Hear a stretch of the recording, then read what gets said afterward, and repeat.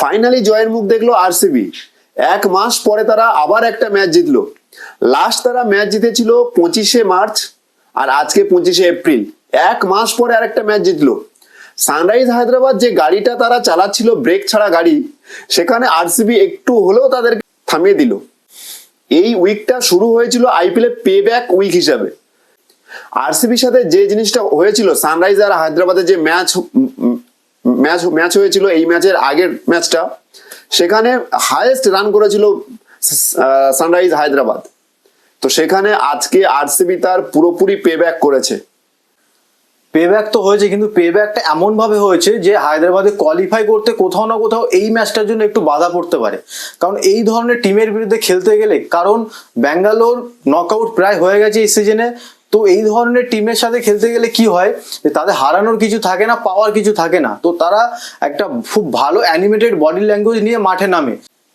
এই ধরনের টিম কি করে যে তারা নিজে তো যেতে পারবে না, তো যারা কোয়ালিফাই করতে চায় তাদের পার্টি খারাপ করতে আসে। এই ম্যাচটা হায়দ্রাবাদে জেতা উচিত ছিল যদি ব্যাটিংটা একটু বেটার করতো, একটু যদি ভালোভাবে খেলতো। মার্কারাম একদম ফর্মে নেই, ফুলটাস বল আউট হয়ে যাচ্ছে। হেনরি ক্লাসেন একটা 6 মারলো, তারপরে বল আবার টানতে গেল, ভীষণ বাজে। একতরফা বা একই টাইপের যদি এরা ক্রিকেট খেলে তাহলে কিন্তু ম্যাচ জেতা যাবে না। হয়তো পাঁচটা ম্যাচ জিতে গেছে, আরো 3টে ম্যাচ জিততে হবে। কোথাও না কোথাও একইভাবে খেলতে গেলে ম্যাচ জেতা যাবে না, কারণ সিঙ্গেল ডবল এটাও কিন্তু ক্রিকেটের একটা অংশ। 6-4 যেমন অংশ, সিঙ্গেল ডবলও অংশ। আর এই ম্যাচটা হারের পরে হায়দ্রাবাদ কিন্তু বড় বড় টুর্নামেন্ট আছে, বড় বড় ম্যাচে, যেমন চেন্নাইতে আছে, ইন চেন্নাই হারানো খুবই টাফ, ইন মুম্বাইয়ের সঙ্গে, তারপরে ঘরের মাঠে অনেক পরে আসবে তারা। এই যে চেন্নাই, মুম্বাই, এই যে ম্যাচগুলো থাকবে, খুবই চাপ থাকবে হায়দ্রাবাদের উপর। শুধু টেকনিকটা ভালো করতে হবে, প্রচুর ভালো ভালো প্লেয়ার ফর্মে আছে, ভালো ক্যাপ্টেনশিপ করছে, কিন্তু একটু টেকনিকটা পাল্টাতে হবে। আরসিবির বোলারদের দেখে যেন আজকে আমার লিটারালি কান্না পাচ্ছে যে আমি কোন বোলারদেরকে দেখছি, এটা কোন টিম? এটা সত্যি আরসিবির টিমের বোলার? যে সিরাজ জীবনে তার ইকোনমি 10-এর কমে থাকে না, সে আর 4 ওভারে 20 run. Cameron green, Yash Dayal, করণ শর্মা, সবার ইকোনমি ভালো, এমন তার উইকেটও নিয়েছে। হ্যাঁ, লাকি ফার্গুসন একটু বেশি ইকোনমিতে আজকে গেছে, কিন্তু ওভারঅল যদি টিম পারফরমেন্স দেখা যায়, আজকে আরসিবির বোলাররা খুবই ভালো পারফরমেন্স করেছে। যদি 3-4টে ম্যাচ আগে একটু এরকম পারফরমেন্স, এরকম বোলিং ভ্যারিয়েশন দেখাতো, আমার মনে হয় আরসিবি এবার কোয়ালিফাই করতে পারতো। তবে যত তাড়াতাড়ি সম্ভব এই সিজনটা ভুলে যাওয়া উচিত। নেক্সট সিজনে মেগা নিলাম আছে, সেখানে কিভাবে নিজের টিম তৈরি করবে সেই হিসাবে ভাবা উচিত। আজকে কিন্তু রজত পাতিদারের যে গেমটা খেললো, রজত পাতিদার 200 স্ট্রাইক রেটে, আমার মনে হয় সেই ওই ইনিংসটার জন্যই ব্যাঙ্গালোর আজকে জিতলো।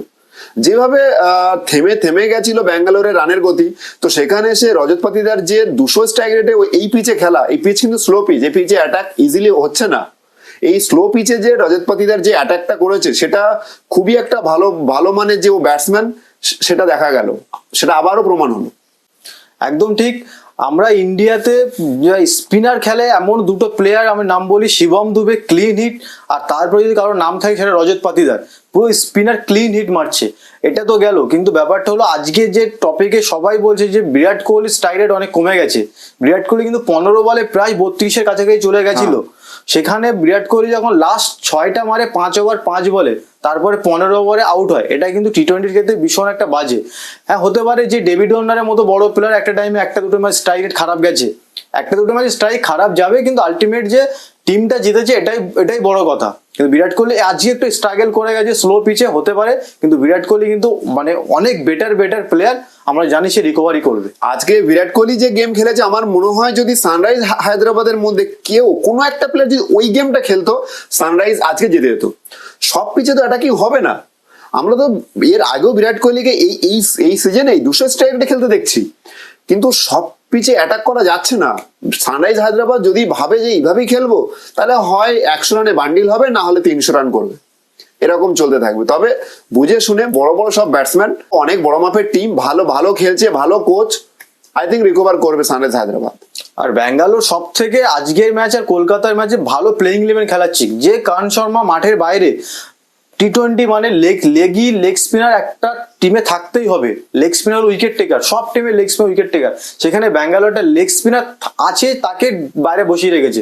ম্যাচ হবে জেতা যাবে না। আর যদি কারণ শর্মাকে খেলাতো, আমি বলবো আরো দুটো ম্যাচ হয়তো জিততে পারতো। লেগ স্পিনার মার খাবে, কিন্তু এই যে প্লেইং ইলেভেনটা দিয়েছে, অনুজ রাওয়াত ভালো খেলছে, তাকে বাদ দিল। কেন বাদ দিল? 6 অনুজ রাওয়াত প্লেয়ার নয়, ফিট হচ্ছে না, তাকে আমি বেকার খেলেই কেরিয়ার নষ্ট করতে চাই না। এটা ভালো দিক। এর মধ্যে বিরাট কোহলি আজকে বিরাট কোহলি মাঠে অনেক অ্যানিমেটেড লেগেছে, মনে হচ্ছে বিরাট কোহলি ক্যাপ্টেন। তো মনে হচ্ছে ফোকাস লাগছে, 200% দিচ্ছে। দেখা যাক, আর মাত্র 5টা ম্যাচ আছে, যদি 5টার মধ্যে 3টেও জেতে, আরসিবি কোথাও না কোথাও পেছনে ঘুরে দেখবে। এইটা বেটার করলে ভালো হতো পরের সিজনে, সেটা যেন লুক ফরওয়ার্ড করে।